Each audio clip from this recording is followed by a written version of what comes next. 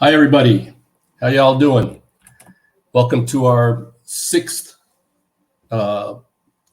edition of Israel's Slippery Slope, the podcast from Ron Ziv, Moshe Chertoff. The date is the 26th of March in 2024.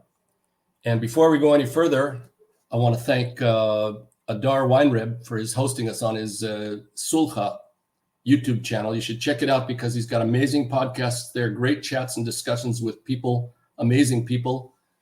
We'll remind you along the way, but don't forget to check him out.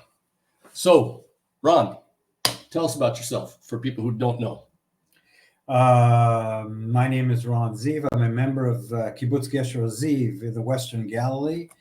I, at the moment, am living in the northernmost community in the Western Galilee that has not been asked to leave by the government. Which is how far from Lebanon? We are approximately 5 kilometers from the Lebanese border. 3 miles. Yeah, about 5 kilometers, 3 miles from the Lebanese border. So essentially it's Kibbutz Gesher Ziv, the IDF, and the Hezbollah. That's sort of like the way things are. We've had very, very tense times. Many people from the community have left, and we're keeping our fingers crossed that we get to a solution quickly. And there have been attacks in Ron's area today. This morning there was one on the Lebanese border 5 miles from here, and then another one in Moshav about 4 miles from here. Yeah. This is not a quiet area, and when you come into the kibbutz, you all of a sudden recognize that because there's a lot of green uniformed men walking around with armed personnel carriers and all sorts of stuff. It's freaky. We've turned into an army camp. Correct. And it's still a kibbutz. And I'm Moshe Chertoff. I'm also from a kibbutz further south. Kibbutz Shomrat is 10 miles from the Lebanese border, but I can still walk outside and see the border from my house. We have not been as affected as a community as Ron's kibbutz has, Gesher Ziv. But we have run to the shelters a few times and had missiles go over our head and that kind of stuff. Scary stuff. I'm a father of 5. I retired from high tech, and I'm doing some projects right now, but I'm also part of the steering committee of the Forum of Israeli Peace NGOs. And I'm working with Yair Golan on his move upward to try to take all of the social democratic side of Israeli politics and turn it into a party that will hopefully not only lead the left, but also eventually hopefully we're going to get to 61 and form a government. But that's for later. So let's see. Take it off. Since last we met, which was May 31st, so much has happened. I mean, it's we were then in the midst and the throes of this of the legislative blitz that we thought was coming just around the corner to turn Israel into a dictatorship for all intents and purposes, and we were out protesting every week, and sometimes a few times a week. And it became it became very critical. And of course, what stopped the protests, of course, was lately what's been happening with the war. Well, wait. Well, let's take a step back. In that last podcast of ours, where were we in the flow of things? We had mentioned the fact that that actually you have to look at through the prism of Benjamin Netanyahu and his doing anything he can to stay out of court, which is more or less the same today. Unfortunately, it's same today, and keeping his deranged government in place. And so that's kind of like where we left off, and it seems to me like centuries ago. Well, at that time, we were after 21 consecutive weeks of protests. Among them, or almost all of them, except for the first couple, had approximately 200,000 Israelis on the streets every single week. The American equivalent of that would be over 6 million Americans every week for 21 weeks. After that last podcast, we continued for 39 weeks total. We were on the streets all the time, and sometimes in the middle when Netanyahu fired the Minister of Defense, which we succeeded in getting him back into power, because you got to have somebody there to be the balance or the check on Netanyahu. And in addition to keeping him out of court, which was one of the two main reasons for this whole judicial blitz, which in essence, that would only be a residual profit for them. Their main purpose was to keep him out of court, which would keep him out of jail, because it's very possible that he'll get stuck on one of the charges against him. And the other one was to allow pretty much anything that the settlers want to do in the West Bank to try to get full and total control of the West Bank and prevent any kind of progress toward the two-state solution, or in the end, what will be a Palestinian state. So you want to tell what happened since then? We're going to go through this very quickly. Well, the judicial blitz was kind of put on the back burner because of the fact that they had a very good excuse for getting rid of it, the war, and it was clear that it was becoming very, very unpopular. So it was good to put it onto the back burner. And in the meantime, the government decided that they are going to, although put it on the back burner, but here and there, they're still trying to pass different kinds of laws, very, very much under the radar. But that's what they told us to pacify us, so we wouldn't come out and protest. That didn't work for them. Right. So things are sort of as they are, and we're still to say that Israel's slippery slope. We're still slipping.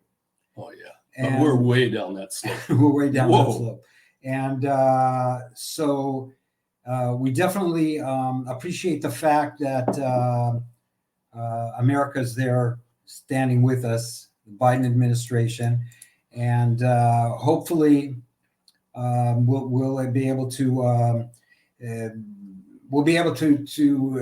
rectify all of the differences and move forward. So just to give you an idea of what we were talking about, they passed a budget that was absolutely theocratic and racist. It did not go to the other communities in Israel, only to Jewish and only to religious Jewish pockets, shall we call it. The ultra-Orthodox are part of the government, therefore they need to get their schools and other things financed more than their percentage in the country. And it all went for ministries for Jewish heritage and the history of Jerusalem and stuff, which, okay, those are things you should accent in Israel. It makes sense, but to have a whole department for that, a whole ministry. There were bullshit ministries that they put together so they could have places that they could funnel huge amounts of money into pockets of the people who are in the coalition. No, you should just understand that the ultra-Orthodox and the Arab communities don't serve the country, not in the security forces, and the ultra-Orthodox also don't work, because as long as they're in school, then they have a deferment. As soon as they come out of school, they're going to be subject to draft according to law. But if you don't work, then you also don't pay income taxes. So there's a huge bundle of problems with this, and we're going to talk about it in depth later. We have a guest, a friend of mine named Ofra Kaplan. She will give you a rundown of a plan that she has that really should be taken seriously by the leaders of the opposition, and make that our alternative plan. So we'll have her on a little bit later. During that period, since our government took over, the murder rate in the Arab community has doubled from within the Arab community. It's more than doubled in the year before. Almost no cases are ever properly investigated or solved. As of June, Netanyahu still wasn't invited to the White House, and he still until today isn't invited to the White House. He's got his Minister of Defense there right now. He's persona non grata, which is a real problem if you want your country to, make progress toward anything.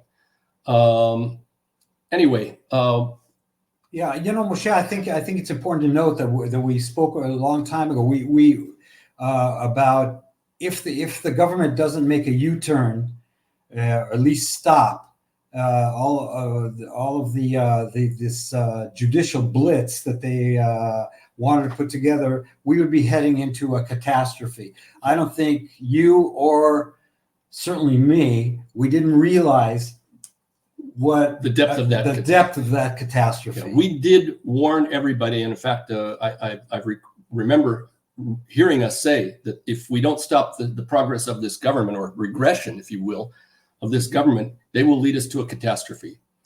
And welcome to catastrophe.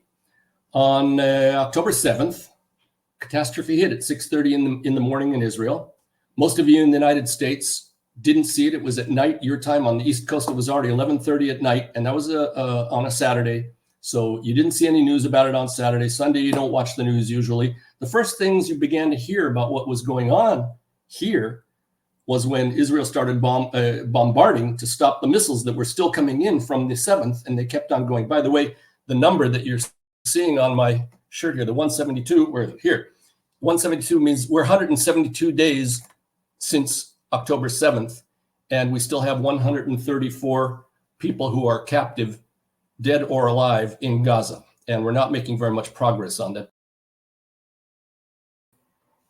Here we are.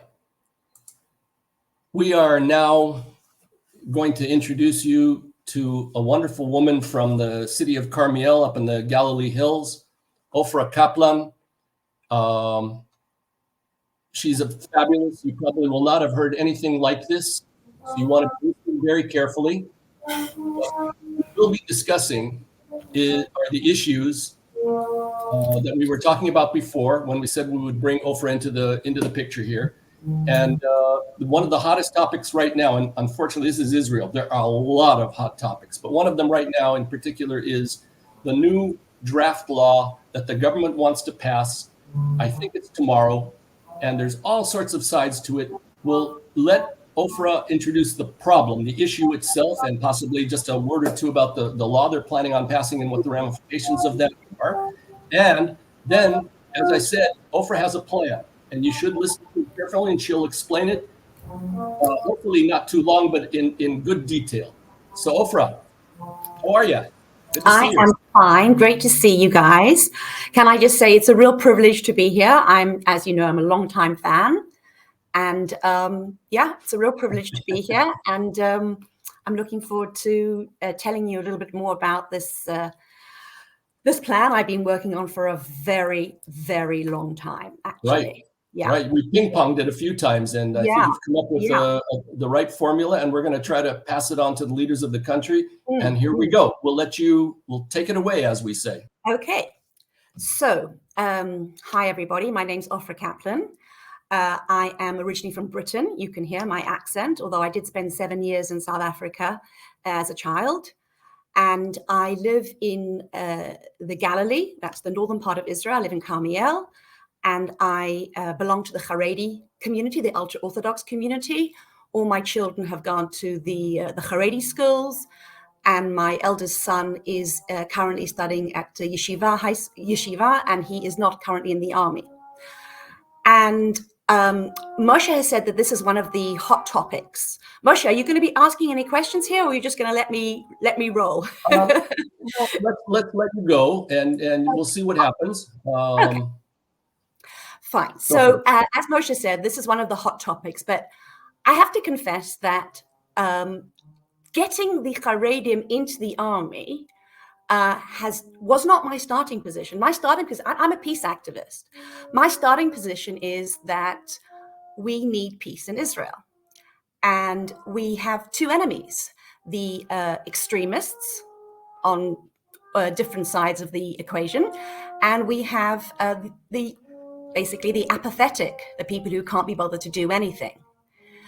And these are the two problems in Israel. This is the main problem in Israel. They have extremism and we have apathy. Within that paradigm, then we have lots of different problems, housing and a lot of social problems and prices and health issues and education. And then there's also the social problems of everybody living in their own bubble.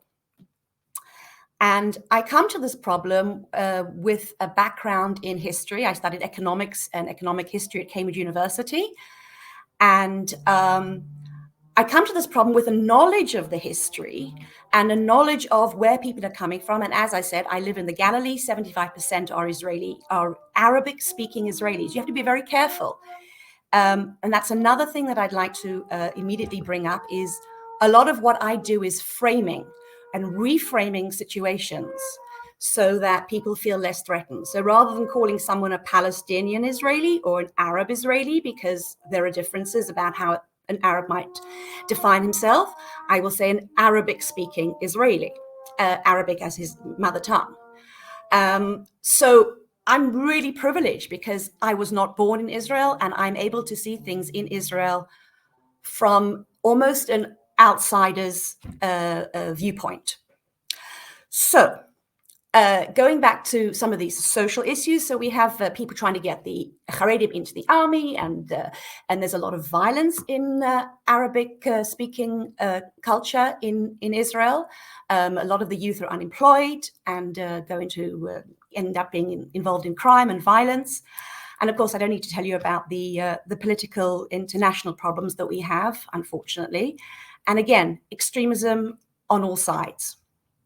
So I took an understanding of all these issues and in my involvement in the Haredi world, and I said, right, I'm going to approach all these problems with the background and the privileged knowledge that I have.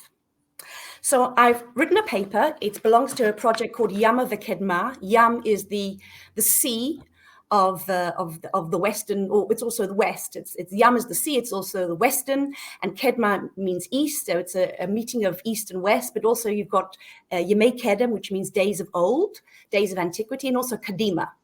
And I have a beautiful logo in Arabic and Hebrew, and Moshe will send it to you.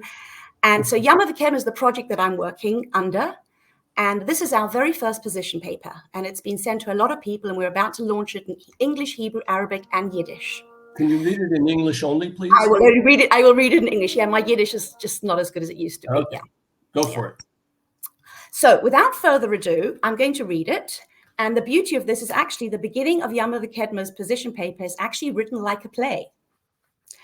So first of all, the first line reads, long-term ideas for long-term neglect. And very specifically, I don't use the word solutions, long-term solutions for long-term problems. We're trying to reframe things in a different way. In these pages, you will see, or you will hear, the voices of two Israelis, an Arabic-speaking Israeli and a Haredi, ultra-Orthodox Israeli. And then I tell the reader, please choose the one you most identify with first. I have to tell you that I originally gave this to someone, and she does not identify as Haredi at all. She's definitely not Israeli Arab. It took her 5 days to read my position paper because she was so angry when she first read the Haredi voice. And it just shows you how divided people are in Israel, how they're just not prepared to see the other. And so many position papers are written in the third person. This is not. This is written in first person. I'm going to start with an Israeli Arab who says, it's in the masculine form, but obviously it's not, it's all meant to be gender non-specific. Okay, we are Arab citizens. We are Israeli citizens who speak Arabic. We're human beings, we are Bedouins, we are Muslims, we are Christians, we are Druze, adherents to tradition and also secular. We want integration, we don't want integration. We are Zionists, we're anti-Zionism. We are as diverse as the Jews, but in the eyes of all the Jews, we're Arabs. We're doctors, we're teachers, we're builders, we're lawyers, we're laborers, we're drivers, we're sports coaches. We're all Arabs. We're academics, university students, shop owners, nurses in hospitals, managers, computer programmers, and we're all Arabs. We're mothers, we're fathers, we're children, we're grandparents, we are cousins, and we're all Arabs. The Jews want us to condemn Hamas. They want us to condemn anti-Semitism. No, the Jews want us to keep a low profile. The Jews want us to demonstrate for democracy. The Jews want us to shut up. Ofra, I'm sorry, I have to stop you. Paper is long-term ideas for long-term neglect. I could have written long-term solutions to long-term problems, but It's all about framing. It's very important. And unlike many position papers, this one is not written in the third person telling we have to do this, we have to do that. No, these are people speaking directly to the reader. So it starts out with a Haredi person, and it's written in, it's gender non-specific, but it's written in language masculine. I beg your pardon. It starts with an Arabic speaking person. Okay. We are Israeli citizens who speak Arabic. We are human beings. We are Bedouins. We are Muslims. We are Christians. We are Jews, adherents to tradition. Some of us are secular. We want integration. We don't want integration. We're Zionists. We're anti-Zionists. We are as diverse as Jews, but in the eyes of all the Jews, we're all Arabs. We're academics, university students, shop owners, nurses in hospitals, managers, computer programmers, and we're all Arabs. We are academics, we are mothers, we are fathers, we are children, we are grandparents, we are cousins, and we're all Arabs. The Jews want us to condemn Hamas. The Jews want us to condemn anti-Semitism. The Jews want us to shut up. The Jews want us to demonstrate for democracy.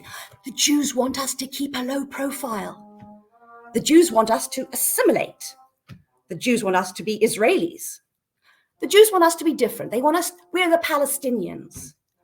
Oh, Jews, 75 years down the line and you still can't decide what you want from us. Well, you know what? Now we decide. We are going to be full citizens. Underneath that, it then says The Crown, a proposal for Arabic-speaking Israelis for the establishment of inclusive citizenship.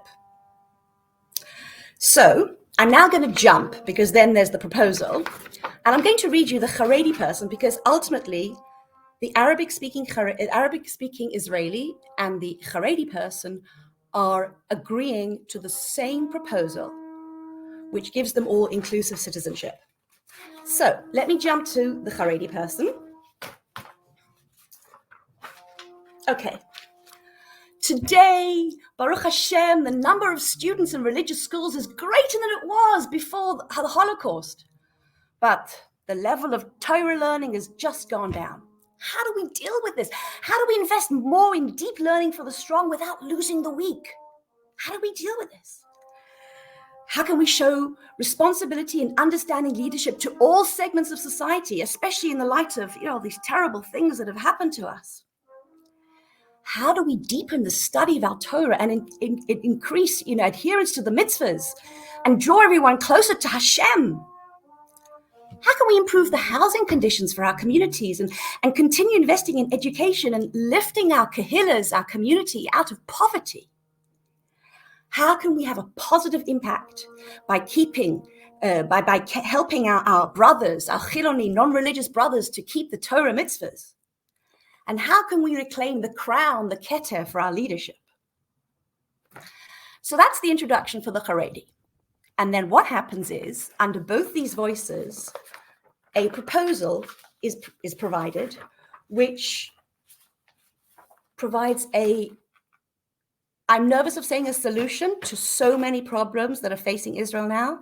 You decide yourselves. In this proposal, mandatory service means military or civilian service for a period of 24 to 32 months. That's in square brackets. We'll decide that later. Eligible citizen means every citizen of the state, including those living outside the country, who have received his first call-up order and is younger than 29 years of age and has not yet completed mandatory service. Okay, so mandatory service is serving in the army, or what today is called Sherut Leumi, and I'm going to be calling it Sherut Ezrachi, because Sherut Leumi means national service. And we're dealing with two population sectors here who have never bought into Jewish nationalism, as we know today, otherwise known as Zionism. We need to take that ideology out in order to get people into the concept of citizenship. So here's the first bill, the first law that I'm suggesting. According to the proposed mandatory service new law, any existing exemptions from conscription in Israel Defense Forces or national services, Sherut Leumi, according to the current law, will be cancelled. Instead, this is what's going to happen. First call order, tzav rishon. Every eligible citizen, upon reaching the age of 16 and a half, this is what happens already, but not to everybody. Every eligible citizen, upon reaching the age of 16 and a half, must begin completing 2 parts of the first call-up order. Part A, which is at home, they fill in digitally all their medical details, their telephone number, their parents, etc., their age, and then they actually have to go to the military recruitment center. This is what happens today to everybody who actually goes. But now I'm saying it has to happen to every single, from about 16 and a half, people start getting these call-out papers. At this stage, an eligible citizen found to be medically unfit for military service will be exempted from military service and will continue along the civilian route. Okay, same as today. Just to remind you what civilian service is. Now, you also should know there are a lot of proposals out there, most of them detailing civilian service. Shai Piron, who was in the government, has got a beautiful position paper. I don't like the way it's framed because it's like, hey, let's all integrate into Israeli society. I have a problem with that. But his analysis of civilian service, the emergency services is very good. What I do is also emphasize agriculture, especially since the underbelly of Israel's agricultural sector has been sorely exposed by the events of 7th of October. Is that in the proposal? It is in the proposal, yeah. Go ahead. Civilian service will replace the currently termed national service and will be under the supervision of the Ministry of Interior or Education, Agriculture or Health. I spoke to a lot of Arab Israelis. They will not do Sherut Leumi today because it's under the auspices of the Ministry of Defense. It's a real issue for Arab Israelis. Now here comes the first difference. In relation to reserve duty, there will be equality between military service and civilian service, so that eligible citizens in civilian service will have to serve for the same periods and the same frequency as those people who get, reservists who get military call-up. Now, after the completion, and these people, these 16 and a half, 17-year-olds, they receive some sort of profile about how fit they are medically and psychologically. They are not forced to go anywhere. They get an option to choose 3 tracks, one of 3 tracks, either the military immediately, or civilian service immediately, or deferral. And now I come and I borrow from the model of the South Korean army, which has exactly the same idea. Ofra, I have to ask you to try to do a little bit faster because we're running out of time. Okay. So in South Korea, the model they have, obviously South Korea has got a serious enemy out there. And in South Korea, all the men, at the moment it's just the men, but they have a real birth rate problem there. So maybe we will be seeing women being enlisted, but all the men between the ages of 18 and 32 do army, but they choose when between that age range. And what I'm saying is, Arab Israelis, they want to go straight into the army because these are people who have come from, a lot of people have come, not all Arab Israelis, but a lot of them have come from deprived backgrounds. And we know that there's a problem with violence in the Arab Israeli society. So this gets them to some sort of structure. Haredim will not let their kids go before the age of 21, 22, and ideally when they're married. So the moment you allow an option to defer until 6 months before your 26th birthday, you're changing the whole game. And the moment you start putting people of different ages in the army, you've now taken civilian life and you've brought it into the army. So as opposed to this very militarized society that we have, studies have been shown that when you have mixed ages, and also when you're coming from different backgrounds, so people who've already been in what we call in Britain civvies, 25-year-old goes into the army and he's now serving with an 18-year-old. They're both on the same stage, but the commander who's 23 will think twice before he bullies the 18-year-old. And before the question that you're poised to ask is, the army's not going to accept having to boss around 24-year-olds. That's not true, actually. The army loses a lot of money and a lot of resources based on a lot of harassment and sexual harassment and bullying and dropout rates, precisely because they are dealing with 18-year-olds. I am not a pacifist, but I think that I need to be defending my child, and sending 18-year-old children to war is no longer acceptable. We live in a world where people live longer, and people say, oh, Israeli kids are so mature. No, Israeli kids have lost their childhood. And this is something that we really need as a society to deal with. Yes, I have met 18-year-old Americans and I have met 18-year-old Israelis, and the difference is phenomenal. And actually, I don't think it's acceptable. As a Haredi person, I can also talk to you all about the Jewish sources there are about not being involved in schar neshek, arms trade, and the fact that Israel trades with 130 other countries in arms, and we came to Israel to be a light unto the nation, and we've become the arms manufacturer of the world. But again, and that is in this proposal. But let me just carry on very briefly. Okay, so someone chooses the deferral. Every single year, he has to digitally defer. And he can keep deferring until his time is out, 6 months before his birthday. And then he goes through the whole process again. He does his part A of his first call up, its final call up at home, putting his name in, what his medical details is. His part B, he turns up. And again, he gets one more choice, military or civilian. He doesn't get the third choice of deferral because he's already done that. And now you've got everybody in the army. Next question that everybody's begging to say, oh, everyone's going to defer. No, everyone's not going to defer. First of all, there has to be financial incentives for people who go into the military and at a young age. So now we come to the incentives. At the moment, we have a government who's promising the most ridiculous things. Left, right incentive for people who've left the army. They're going to get housing and free benefits and education. No, we're not going to do it like that. We are going to do military housing. Because they also just proposed it as part of their law. They intend to up the deferral age till 35. Yeah, and that just shows you that the fact that they are prepared to up the age to 35 means that, in theory, the army would take a 35-year-old, which they've always been saying, oh, no, we want them young so we can, like sausage factory, take these kids and tell them what to do. But we've also heard from the leaders of the communities that in essence, if they pass their law, it's not going to help. None of the Haredim are actually going to go into serve. It's not going to help because it's all stick instead of carrot. And the carrots are coming at the wrong time. If you have a 26-year-old boy who at the age of 18 could have also these people who defer, they can go into the job market. At the age of 18, they can go to Thailand and Nepal. It doesn't have to be Haredi boys who go to the yeshiva. Why should non-religious kids not be able to travel the world like I did when I left school? This idea of, making the army turn my son or my daughter into a man. No, if you haven't parented your child, don't expect the army to do it. The army's job is to defend old people and young children who can't protect themselves. The army is not there in order to be another arm of the Zionist ideology. It's not there for social engineering.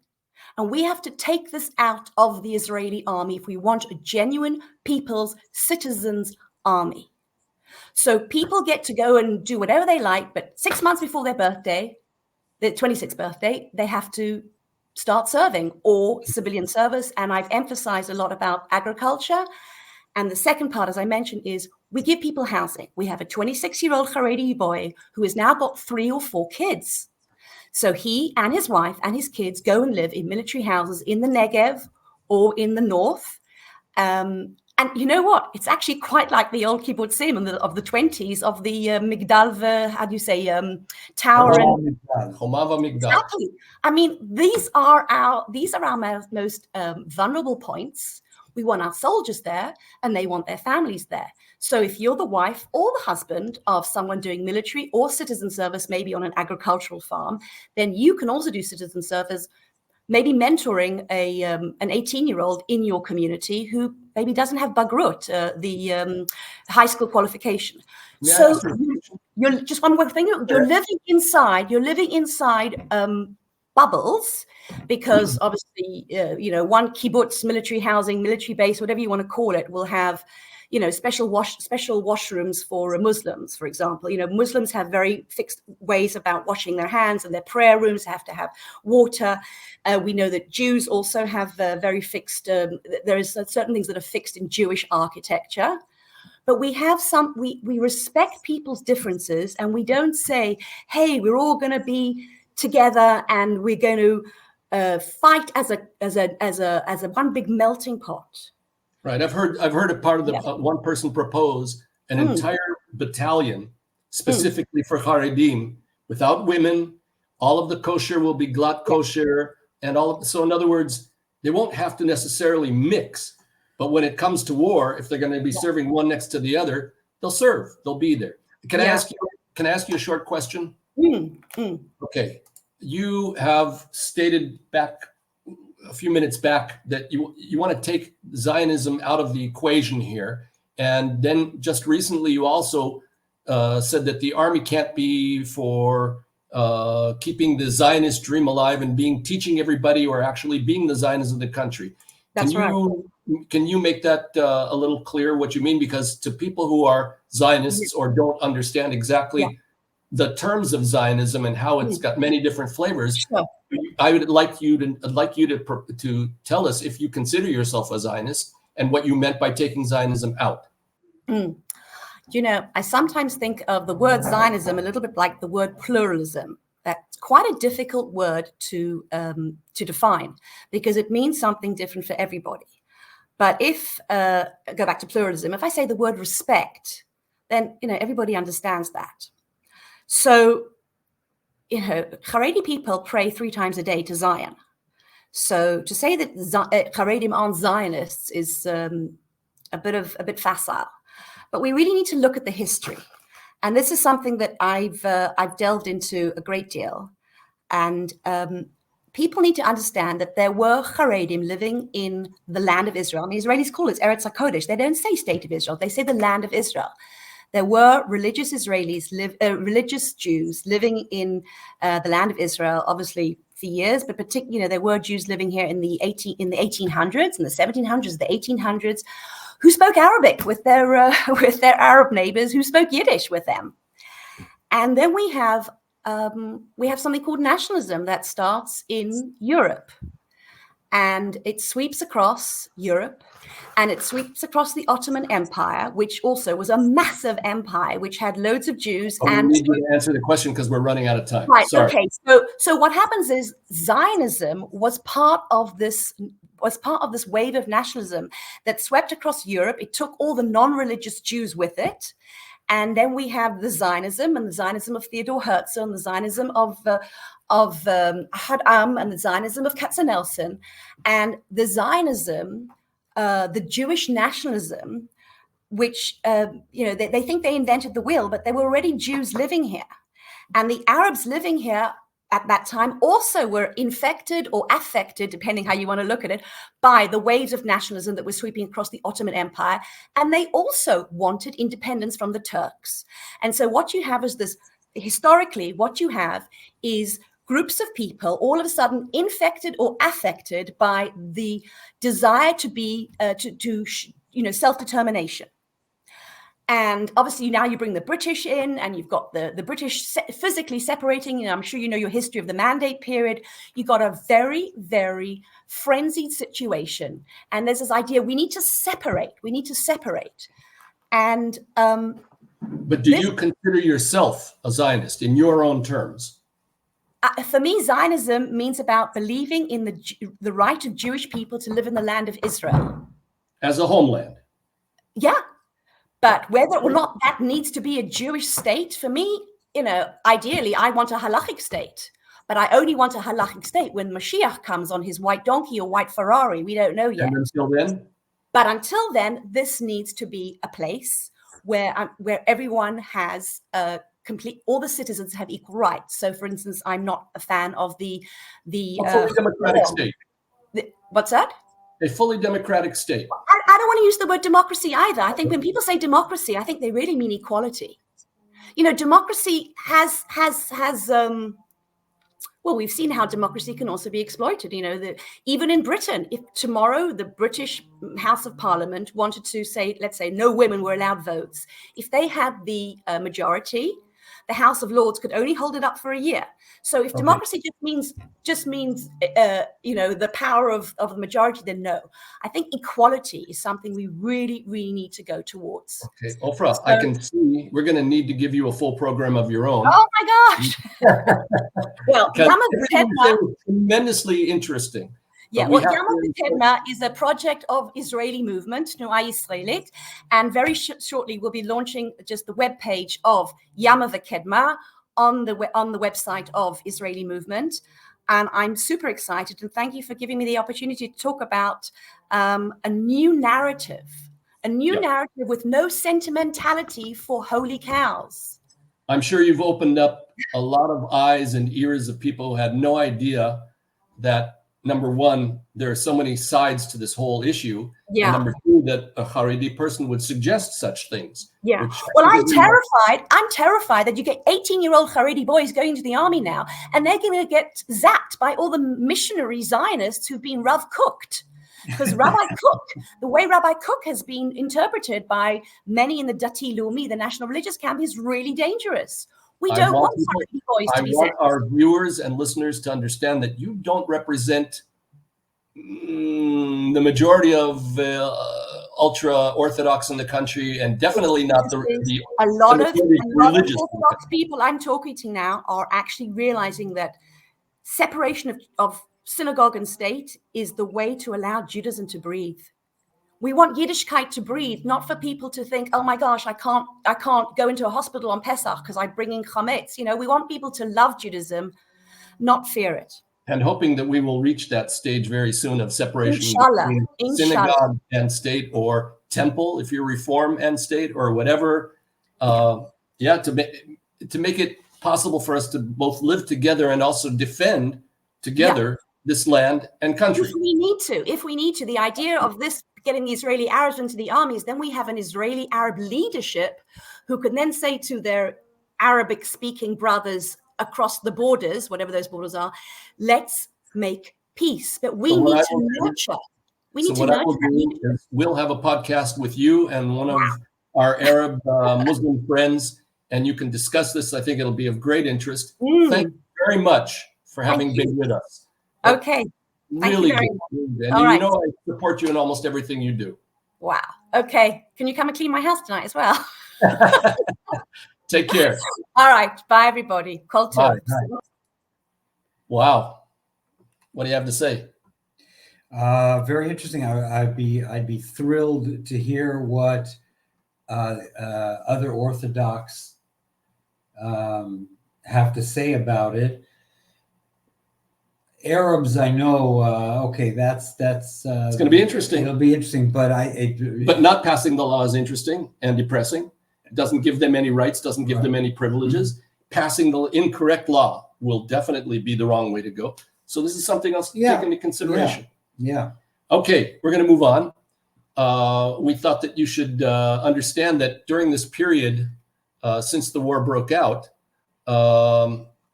it's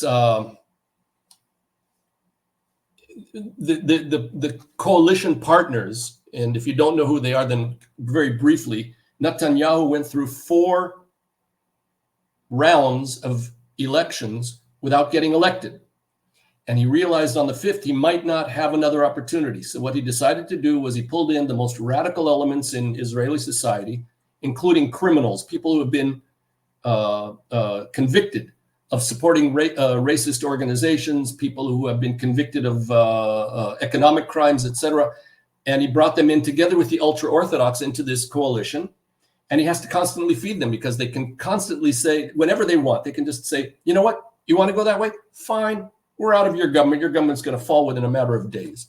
So he has to constantly feed them. And what that has led to is the huge rise in Jewish terrorism in the West Bank of the many of the extremist settlers. Not all settlers are like that at all, but many of the extremist settlers have been rabble-rousing, if you will call it that, and have gone and put themselves into positions where they defended themselves, and in essence, it was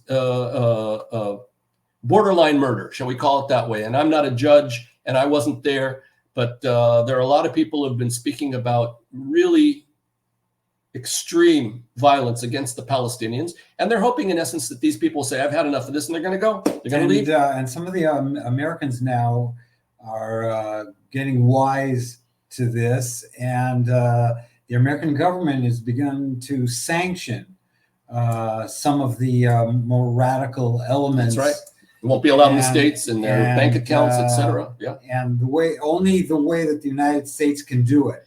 And I think that's also very, very, very, very important step that the government is doing, your government is doing. So, our government too. We're both American citizens. Okay. Come on. And so I think that's very, very important. A tremendous amount of corruption now is going on in the government because of what Moshe mentioned. Every little thing that someone wants, they kind of get, because Netanyahu needs to hang on to power no matter what. Yep. And I think it's very, very important. The tail is wagging the dog. Netanyahu is the dog. They're the tail, and they're wagging him wherever they want. And I think that the world is becoming wise to it. It's incredibly frightening to be a citizen of Israel now, where we are a pariah state. And getting worse. It's just horrendous feeling. Yeah. Especially since there's a large section of the population that has nothing to do with the policies of this government. Except protesting it. And oppose the policies of this government. And sometimes, we think, okay, it has to be get a lot worse before it gets better. One of the things that when Netanyahu put this government together, he said, finally, we have a government that is right-wing, totally right-wing. Full right-wing. And we quickly have seen what that brings, the catastrophe that brings. Again, Israel's a pariah state. All over the world, we just heard that within the last few days that Canada has stopped sending arms shipments to Israel. This is not that Israel depended wholly on Canada, of course not, but it shows the direction that the Western countries are going. Great Britain is right there about to stop their shipments. And it's really interesting that on the 7th of October, when this catastrophe hit us, someone, and it's not my quote, but I heard someone say, we started out, Israel, as being Ukraine, and today we've ended up being Russia. Wow. And I want people to understand something here, because it's not clear to everybody. I have contact with a lot of progressives in the United States, and I tell them that, look, you can't blame all of Israel. You can't blacklist us and not allow us to come to we can't come to campuses in the States or whatever. We're totally blamed. And they forget that at least half of the Israeli society is not on the side of the coalition. More than half are opposed to the coalition. Now, you want to break that down into all sorts. There's different percentages for all of the issues, but you just have to understand that when we say Netanyahu is the problem, and they say, well, if you're going to blame Netanyahu, why don't you just get rid of him? And my answer has constantly been, because we're not Romania. We don't take the president and his wife into the backyard and execute them. So we have to go through what is as close as can be to a political and a democratic solution to remove him. And that's what we were doing after 39 weeks of protesting every week. And we just want you to understand what has these extremists in the coalition have led to. We just heard the other day that the largest land appropriation in decades is about to take place in the West Bank. It's not annexation, it's taking over Palestinian land. And they'll say, well, this isn't exactly with a deed by somebody, it belonged to Jordan, and they're going to make all sorts of excuses. And what they're doing, in essence, is making it almost impossible. They're creating a pressure cooker within the West Bank. And that's going to lead to more violence from Palestinians protecting their olive groves and their land and whatever. And all of this will build up to prevent a two-state solution. That's pretty ugly. Just the other day, Yair Golan, who's thrown his hat into the ring to become the leader of the Labor Party, he stated this Tuesday, at the time that Defense Minister Yoav Gallant will be in the United States, the Netanyahu-Gantz government intends to bring the draft evasion law to vote, and at the same time, raise the draft exemption to 35. This is a crime against the working public, a crime against ultra-Orthodox population, and spits in the face of soldiers. We're in such a pressure cooker all the time about they don't have any self-control. It's like they're still on steroids, wanting to get everything they can done quickly because they know that they can fall out of power. We don't know exactly when. We're working on it. We are protesting all the time, where we've gone back to protesting every week for new elections, immediate new elections. To give you an idea of what the situation is around here, for instance, to come up to visit Ron, I can't count on GPS. GPS, as we reached the north of the country, it was working, and all of a sudden it's gone. No Waze, no what's it called, Google Maps or anything of the sort. When you get near the south, it's almost the same thing. I'd like to play something to. No, I don't know if I can do that. Okay, let's skip that. Gidon Sa'ar was part of a faction that was in Gantz's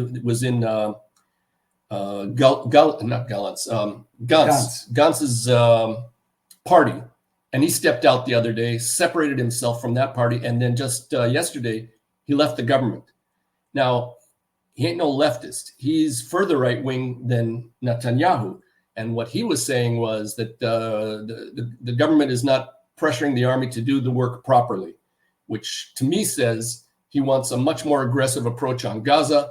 Many of our extreme right-wing citizens, if they could press a button, they'd turn all of Gaza into a parking lot.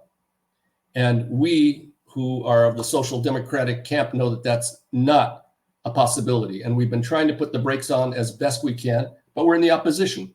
And until we throw this government out and replace it, that's pretty much where we're going to be. And it's really, really important to know that there are people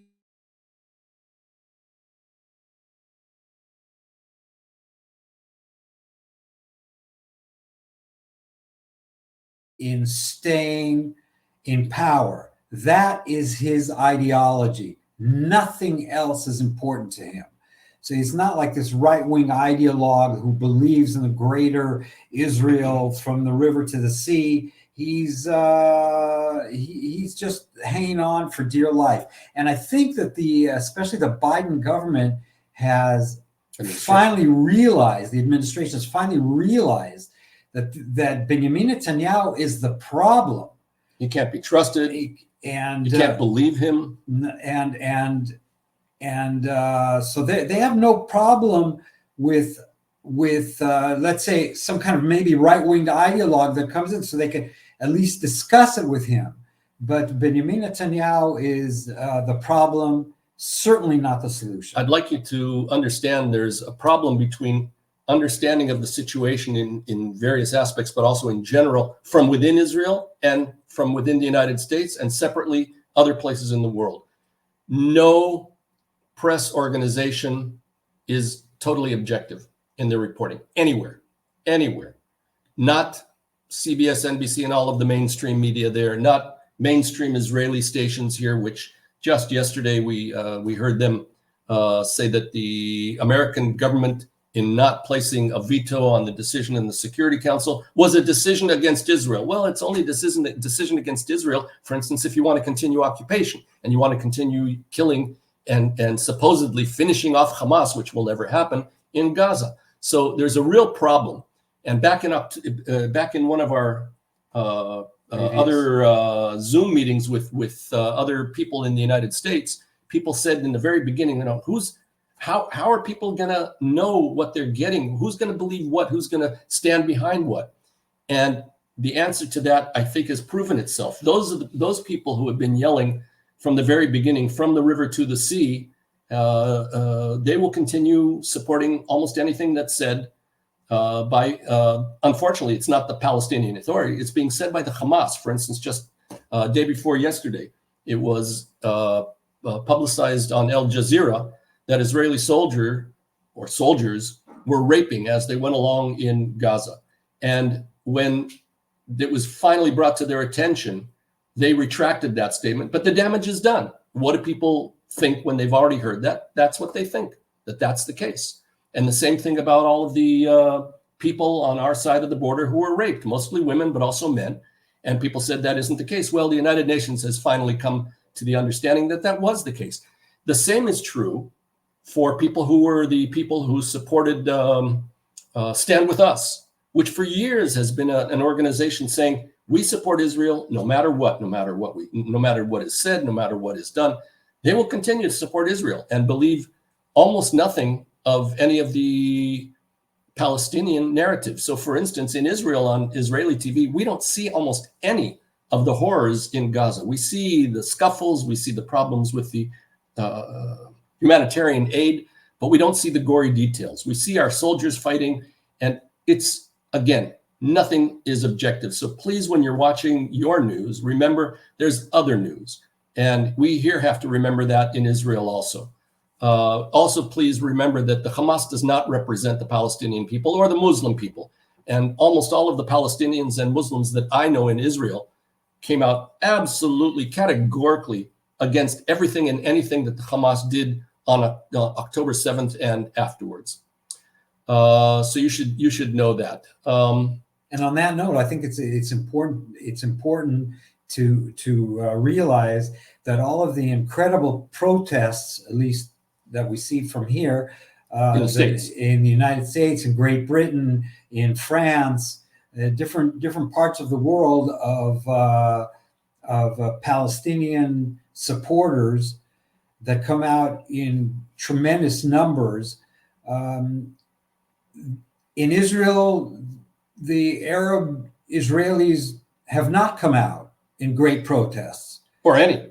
Yeah, so it's kind of interesting to see, and I think that one of the reasons for this is the fact that they know what actually happened. What started this war? What started the suffering in Gaza? Exactly, what happened on the 7th of October. They actually know. And I think that they are kind of bowing their heads in shame at some of the things that went on in the name of Islam and the Arab world, right? And so all of the people outside of Israel, including the Muslims, everyone is falling victim, if I can use it, to what they see on the news. Yeah, I've been in discussions with various politicians in Israel, including probably the more prominent Muslim Arab member of Knesset, Ayman Odeh, who said in his first speech in the Knesset, I believe it was in the second or third week after the attack from Gaza on October 7th, he said, there is absolutely no justification, nor could there be any justification, not even the most horrific occupation anywhere that could justify what was done in the name of Muslims and in the name of the Palestinians. And the Israeli Palestinians are kind of between a rock and a hard place because they're blamed for what happened. They're embarrassed by what happened. They don't support what happened. Many of them don't go to work anymore because they've been harassed at work. Some people have lost their jobs. I heard just yesterday about someone who posted something about someone told about some terrible thing that happened. And the person said, well, this kind of God makes his decisions and things are happening according to God. And someone took that as if they were supporting the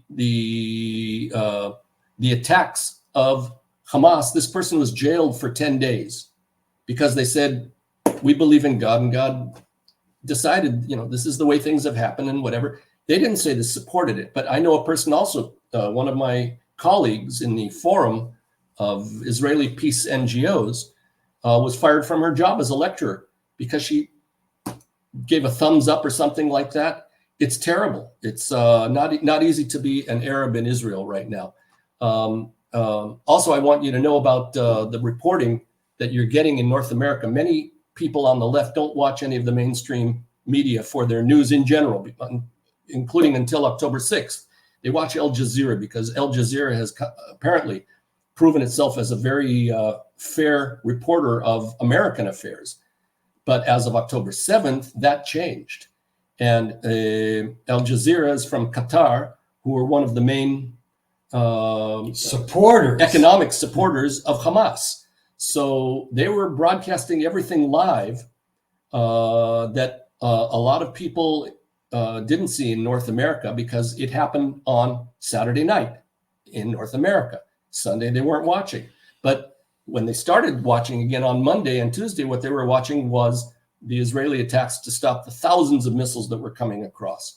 Well, they're not getting a balanced view at all of what's gone on over here. And I don't know where you're going to find that. You have to keep searching for your sources. But I do know, and I investigated this myself, about the program Democracy Now! Democracy Now! Have what they call the War and Peace Report, 12-minute program every day except Sundays. Again, this started at 6:30 a.m. in Israel. It was already 11:30 p.m. on Saturday night in New York, where they broadcast from. Nobody mentioned a word of it. They had 11 hours to prepare for their broadcast, and they didn't mention one word about what happened. Not one word. They skipped it. Out of the 12 or so items that they talked about in the War and Peace Report, the war in Ukraine was their war part, and the peace part was, they said that the Nobel Committee has started. That's it. And then they don't have a program on Sunday. So nothing else was told. When they actually started their first broadcast after that, it was on Monday already, late in the day, noon Eastern time. And their headline for their first report on it was, Israel attacks Hamas. Now that's true, but that's really not the headline. The headline should have been, since you haven't produced anything else, Israel was attacked by Hamas, or a Hamas massacre took place. 1,200 people were killed within 2 days, and you had a chance to do that. You didn't. And I believe that that was not by coincidence, and very, very difficult. Now I understand why a lot of people on the far left in the United States see things as they do. Another thing happening in Israel was we just had Purim. There's a big problem. Do you celebrate Purim? Do you celebrate at all? Anything? At anything. We're having a hard time watching entertainment. In Jerusalem, they haven't had a Purim parade since 1982, and all of a sudden the mayor decides we have to have a Purim parade now. There was a lot of pushback, and he stopped it. Everybody who's had a Purim party or event scaled it down greatly. The prospects for it, we're finishing up here now.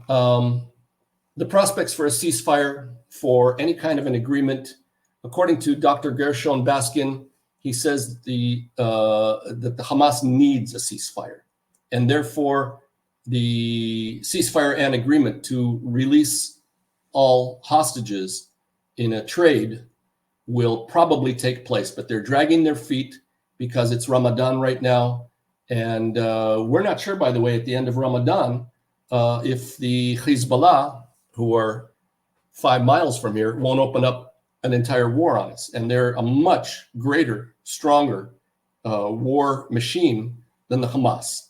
So that could be horrible. And as of just a few hours ago or earlier today, the hostage negotiations broke down again. And what does Netanyahu do? And he called he said our next delegation of negotiators aren't going to visit Washington and talk with the administration about their plan for Rafah, which is probably the key issue right now. He just said, no, we're not going to go because of what the Americans didn't do their veto on the decision in the Security Council. We Americans call that cutting your nose off to spite your face. Right. And so this is horrific for the families of the hostages, who are just going through absolute hell. And should there be an agreement? And right now they're talking about an agreement that will bring us only 40 out of the 134 hostages. Right. What happens with the other 92? And so it's a very, very, but if I can be cynical for a moment and just mention the fact that I think that Sinwar, Mr. Hamas, that's sitting in some underground tunnel in Gaza, and Benjamin Netanyahu are both very, very much interested in the war going on as long as possible. Each one of them for their own reasons, but the bottom line is that it is Israel's longest war, with horrific just ramifications, facts, and I keep thinking of all the soldiers that have died, and over 600 soldiers have died, and wounded, and the thousands of citizens innocents of Gaza that are just not knowing what is going on and what their future brings. And a lot of the fact that they don't know is because Benjamin Netanyahu refuses to even bring up for discussion his plan. What's the ultimate goal? Where do you want to go from here? And when the United States, the administration says, "Hey, Mr. Netanyahu, what is the plan? What is your grand plan? We'll help you out. Just tell us what it is." When you present your actual plan, we'll invite you to Washington. And he still doesn't do it. And the reason he won't do it is because as soon as he has a plan in place, and it even has a slight fragrance of a Palestinian state, his government goes down the drain. So from right-wing pressure, from which we spoke about before. So this is it. So Sinwar and Bibi Netanyahu are in horrible sync with one another. Yep. I think that our time we're well over our time. And we apologize if we've kept you too long. We would like to hear your comments about this. And questions. And questions. Please pass around the address to be able to watch this on YouTube, and let your friends know. Let us know what you want to hear and what you think. We're trying to improve with each new podcast. So we thank you. We wish you only peace and all the best. And that is for everybody everywhere, not only for, I don't have to say anymore. No. Okay. Thank you all for watching. Bye-bye.